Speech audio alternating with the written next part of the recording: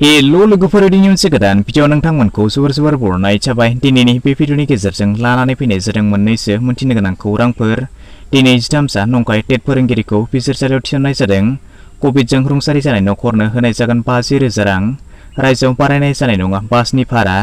अनलाइननि गेजेरजों सुफुंजागोन नोंथांनि हानि जेंना। बिदिब्ला दिनैनि भिडिअखौ आबुङै नायलांबाय थादो।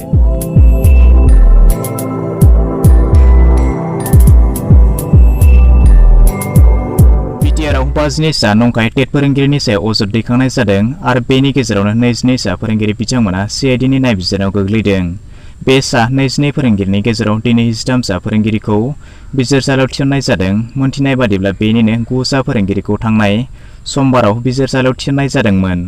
नंखाय सोलोंथाइनि फोरमान बिलाइ लानानै फोरोंगिरि बायदि गोथार मासिखौ नंखाय खालामग्रा टेट फोरोंगिरिफ्रा गोबाङानो बिटिआर ओनसोलनि होनना मिथिनो मोननाय जादों। बिटिआरआव 22 नंखाय टेट फोरोंगिरिनि साख्रि लानाय खौरांखौ मोननानै रायजोनि गिबि मन्थ्रि बिथांनि बिथोन बायदियै बिफानाव नायबिजिरनो थाखाय सीआईडी हादोरनि आयेन बायदियै 120B, 420, 467, 468 आरो 471 दफा बायदियै G/2021 गसर दैखांनानै बेनि नायबिजिरनाय हाबाफारिखौ जागायजेनो।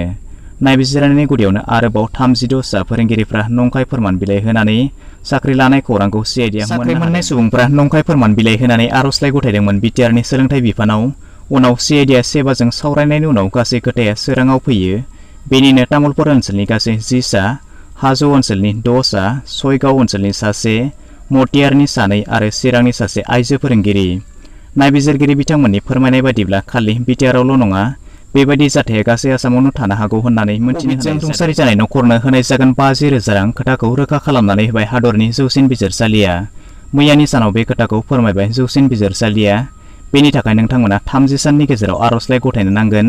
जुदि थारैनो नोंथांमोननि आखायाव कर'नाजों थैनायनि रोखा फोरमान बिलाइ दंब्ला मोननो हागोन बेनि रां। बेनि थाखाय मिरु सरकारा रायजो सरकारनिसिम गनायथि हरनाय जाबाय। बेनि सिगाङावनो नोंथांमोना बेनि थाखाय आर'जलाइ गथायदोंमोन, अब्ला मिरु सरकारनि आखायाव थोजासे बिबांनि रां गैयैलाय हादरनि लाख सुबुंनो बे रांखौ होनो हानाय जायाखैमोन होनना फोरमायदों। नाथाय बे बाराव जौसिन बिजिरसालिया गावनो आर'जलाइ हांख्रायनाय नुनो मोन्दों। बेनि थाखाय नोंथांमोना गाव गावनि जिल्लानि जिल्ला बेंगिरि थामहिनबा डिसि मावख'सिम थांनानै गासै फोरमान बिलाइजों लोगोसे आर'जलाइ गथायनो हागोन आरो दान मोनसेनि गेजेराव बे रांखौ मोननो हागोन होननानै गंसेबो बासआनो बारायनो हानाय नङा भारा खोथाखौ रोखा खालामनानै होबाय हान्थामेला बिफाना। राजालामायानो जा एबा नोगोराव रावबो बासआ सेरांनि थाखायबो बारायनो हानाय नङा भारा। बोरैबाफोर बबेबा बासनिफ्राय भारा बारायनायनि खौरां मोननाय जायोब्ला बिथांमोननि रड पारमिटखौ दाननानै होनाय जागोन। सरकारनि बिथोन मानिनानै सोलिनो हायाब्ला जेनिबो थाखाय निमाहा होनाय जानाय नङा होननानै मन्थ्रि बिथाङा कर'नानि जाहोनाव साफ्रोम सुबुङानो दुखु खस्थ सैनानै दङ। रावनिबो आखायाव थोजासे बिबांनि रां गैया। दुखु खस्थजों नखर सोलिनांगौ जादों। बेबायदि थासारिनि समावबो बबेबा बासआ भारा बारायनायनि खौरां हान्थामेला बिफाना मोननाय जायोब्ला बै बासनि सायाव गोख्रों थांखि लानाय जागोन। नोंथांनि नोजोरावबो बेबायदि भारा बारायनाय नुनो मोन्दोंब्ला थाबैनो हान्थामेला बिफाननो खौरां हरनो हागोन।